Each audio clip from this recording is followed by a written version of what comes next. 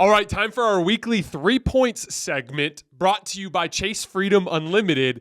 How do you cash back? Now, so for those of you guys who don't remember from last week, this particular segment, what I'm going to do is I'm going to target specific matchups that I'm watching in 3 series here in the first round. Now, of our 8 first-round series, 5 of them are either 3-1 or over. So we are going to focus on the other 3 series that are all still being contested relatively evenly. The Lakers are up 2-1 on the Grizzlies. The Warriors are tied 2-2 with the Sacramento Kings. And the Miami Heat have a 2-1 lead over the Milwaukee Bucks with Giannis Antetokounmpo returning tonight. So we're going to focus on those 3 series. Let's start with Warriors-Kings. So series tied at 2. Both teams are really struggling to contain the opposing star. Both De'Aaron Fox and Steph Curry are averaging 32 points per game in the series. So, to me, the major matchup down the stretch in these final 3 games, 3-game series. First one to win 2 of the games in Sacramento. Who's going to be able to get stops on the opposing star? I think in large part over the course of the series, as you've seen, the Warriors, when they go on their run in the middle of the fourth quarter last night, it's Steph Curry doing everything. Late in the game, when the Kings get back into it to buy themselves a chance with the Harrison Barnes 3 on the left wing to win the game, it's De'Aaron Fox doing everything and getting where he wants to on the floor. Whoever ends up getting consistent stops against the opposing star is going to win this series, in my opinion. So let's take a look at it from both sides. Let's start with the Warriors guarding Fox. Now, I expected them to go heavy into Gary Payton II in this series, and they have not done so. As a matter of fact, if you guys remember, I talked a lot about a specific lineup that they used in Game 1 and Game 2 that worked well, and that was Steph and Clay with Gary Payton, Andrew Wiggins, and Draymond Green. That lineup was +5 per 100 possessions and just under 40 possessions in the first 2 games, both on the road. And I thought that was the lineup that they would end up going to, especially in clutch situations in this series. Instead, they have not done that. They did not use that lineup at all in the 2 home games. As a matter of fact, they went with a lot of Jordan Poole, and then when Jordan Poole started struggling and had that bad turnover late in the game last night, they ended up going with Kevon Looney down the stretch, going big. And it ended up working out. They got the win. They've been doing, in on-ball situations, they've been going with Draymond Green on De'Aaron Fox and having Andrew Wiggins guard Malik Monk. Now, they've been trying Draymond Green guarding De'Aaron Fox with some success since all the way back when they were playing in November. So that matchup has actually worked okay with them. But here's why I'd like to see them use Gary Payton more. First of all, they flat out don't need Jordan Poole's offense with that group. Last night, even though he did make a lot of plays throughout the game, down the stretch of the game, not so much. I thought he took a bad 3. He left a pull-up mid-range jump shot way short of the rim, had that really bad turnover to Klay Thompson in the corner. His execution issues actually become an even bigger problem on that stage. So I understand going defense with that group, but instead of Kevon Looney, I would go with Gary Payton. And the main reason why is transition cross matches. So, the Warriors in general, they're going to take a lot of threes, right? And when you take a lot of threes, they lead to a lot of long rebounds. And they also have a lot of guys who like to attack the offensive glass. And so as a result of that, a lot of times they're giving up transition opportunities the other way. And, transition defense is about stopping that first action, right? Or stopping that first basket, like the run out for a layup or the run out drop off for a guy in the corner for 3 or the trailer for the 3. You want to stop that action and force them to play in the half court. But transition defensive principles are just get back and grab somebody. You're not running back to your matchup. It's every man just needs to sprint back and then spread out from there. And so a lot of times, like, whoever's the first guy back is going to pick up the ball. And then whoever the second guy is back is going to grab the second guy. So you end up with all these cross matches. And whoever's supposed to be guarding De'Aaron Fox might not be. You might be guarding someone else or vice versa. Having 3 guys in the lineup that can guard De'Aaron Fox instead of 2, so having Draymond, Gary Payton, and Andrew Wiggins together, that I believe gives you a much better chance of keeping a good defensive player on De'Aaron Fox. Not to mention that Steph and Clay have both held up pretty well defensively in the series in switches when they've needed to. So I just think that gives you a much better chance of getting stops. So if it were up to me, I'd like to see the Warriors play a little bit more Gary Payton as they head on the road into Sacramento. Now, on the Kings front, when they're dealing with Steph,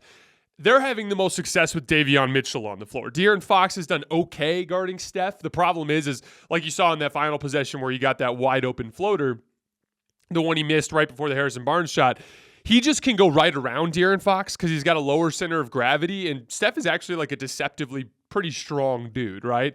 And Davion Mitchell has a lower center of gravity than Steph and can beat him to spots. And so he really needs screens and pump fakes and things like that to shake free of him. He actually makes Steph work much, much harder. But similarly to the Gary Payton thing, although not to the same extent, Mike Brown hasn't played him a ton. He's played under 100 minutes in this series. And you saw last night, he was kind of going back and forth between playing Keegan Murray or Davion Mitchell down the stretch. And I didn't think it was a coincidence that it was like, okay, we got Keegan Murray on the floor with Davion Mitchell on the bench, and Steph goes off, right? Scores all these baskets. Right under 3 minutes left, Mike Brown brings on Davion Mitchell. Steph doesn't score for a while.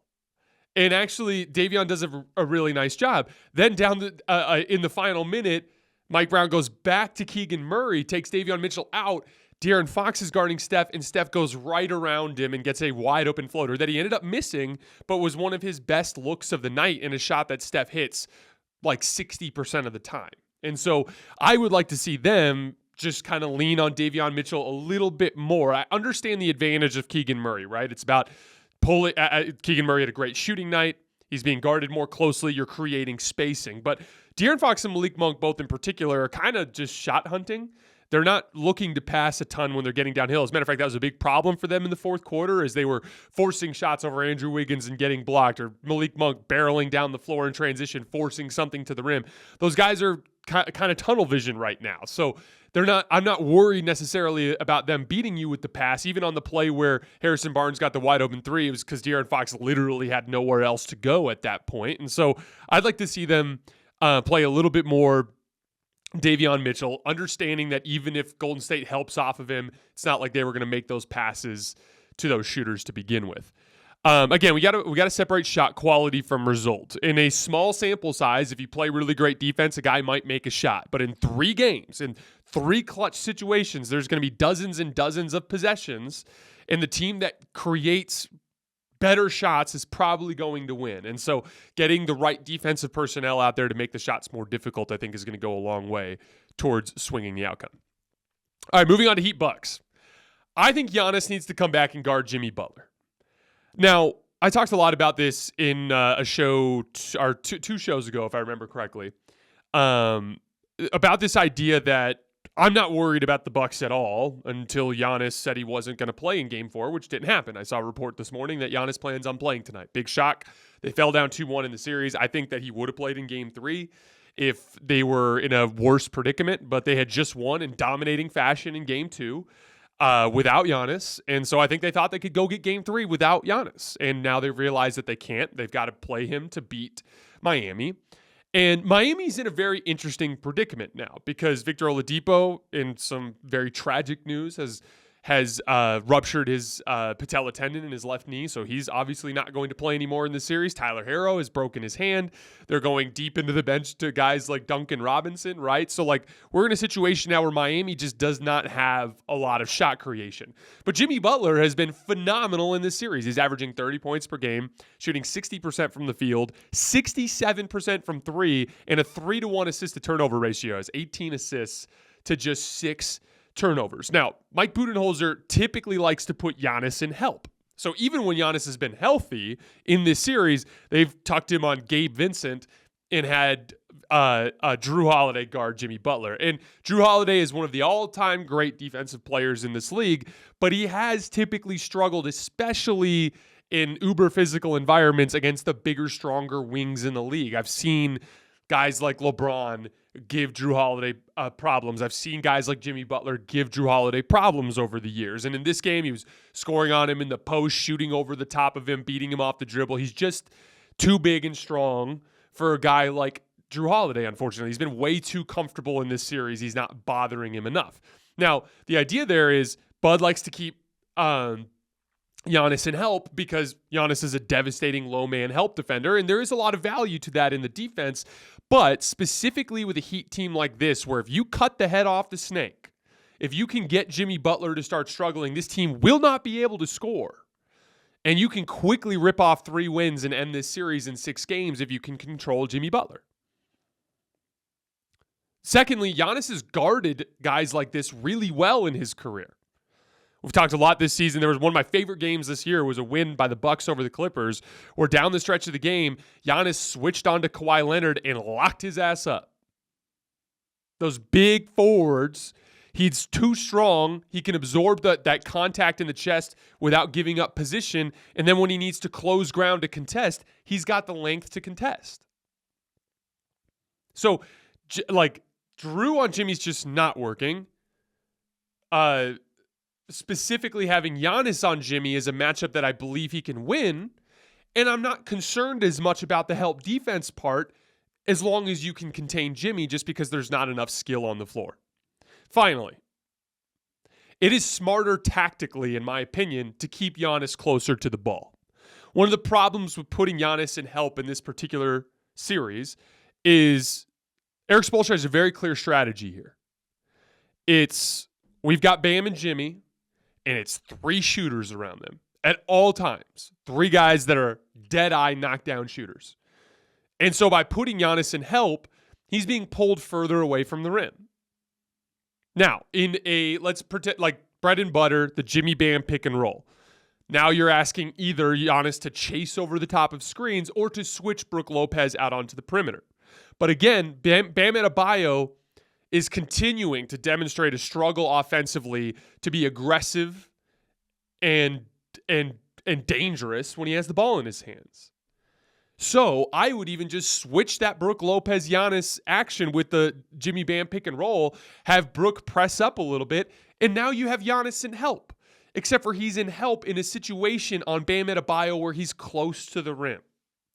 So specifically from a tactical perspective, putting Giannis on Jimmy in isolations keeps him close to their most dangerous offensive player, and in pick and roll situations helps him to stay closer to the rim. I think that is the right strategy. And again, with Tyler Herro and Victor Oladipo out, cut the head off the snake, this team will not be able to score. All right, lastly, before we get out of here, our third point, moving forward to Lakers-Grizzlies. Can the Lakers play with consistent focus and energy? I believe that the Lakers are a much better team than the Memphis Grizzlies. I believe that going into the series. The reason I picked the Lakers in 6 is because they have a tendency to play with inconsistent effort. But when they have played hard, I think they've been the much better team. Game 1, they dominated the glass, 45-34 in rebounds.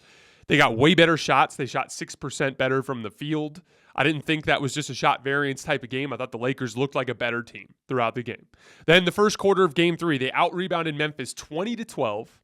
They made 14 field goals in that quarter compared to just 3 for Memphis, and they forced them into 6 turnovers. In the series, the Lakers have made 18 shots per game in the restricted area and have held the Grizzlies to just 13.7 made shots in the restricted area per game, which is massively inflated by them just letting Ja Morant run a layup line in the fourth quarter of Game 2 or Game 3. As a matter of fact, in the regular season, Memphis averaged 19.3 makes in the restricted area per game, which ranked 7th in the league. And the Lakers have brought them down from 19.3 to 13.7, basically shutting off the rim from them. I think the Lakers are bigger. I think they're stronger. I think they're more skilled. I think their stars are better. I think their role players are better. I think they're just better. But every single time they've taken a position of advantage in the series, they've relaxed. They controlled Game 1 and then immediately laid an egg in Game 2 against them without Ja. Which, without Ja defensively, if they were locked in, they would have held them in the 60s. Or at least in the 70s or 80s if they gave 2.5 quarters of solid effort. Nope. Mailed it in, got beat.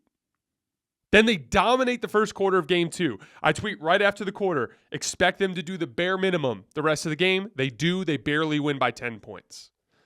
As a matter of fact, I think the Lakers will beat the Grizzlies. I feel very confident about that. But it is a question of how long it will take. And like I said last night, this specific tendency of theirs to let their foot off the gas, I think could get them beat as soon as next round against Golden State and Sacramento.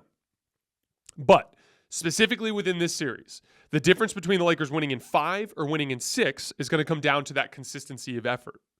And I believe it's very important for them to win this series quickly. because Golden State Sacramento very well might go 7.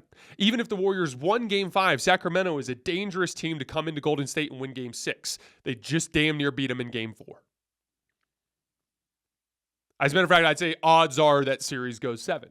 I picked Warriors in 6. I'm going to stick with it, but I wouldn't be the least bit surprised if it went 7.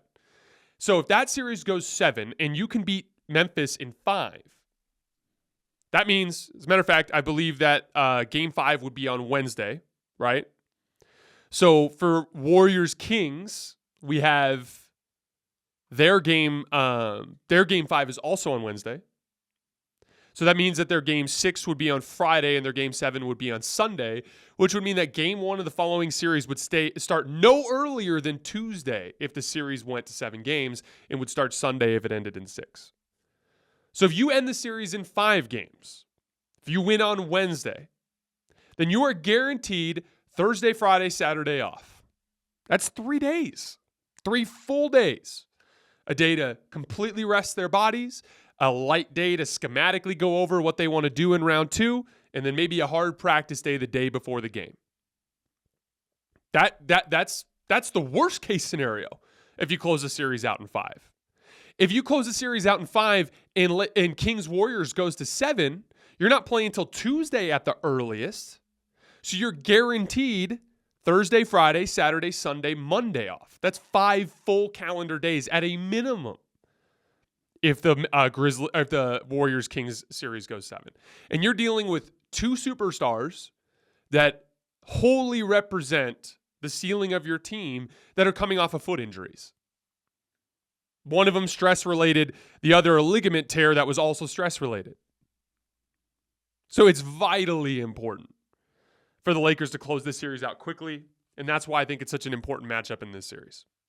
My 3 points were brought to you by Chase Freedom Unlimited. Earn 5% on travel purchase through Chase, 3% on dining including takeout, 3% at drugstores, and 1.5% on everything else. How do you cash back? All right, guys, that is all I have for today. As always, I sincerely appreciate your guys' support. We will be back live on AMP after the final buzzer of Lakers-Grizzlies later tonight to break down that game as well as Game 4 between the Bucks and the Heat. I appreciate you guys, and I'll see you later tonight.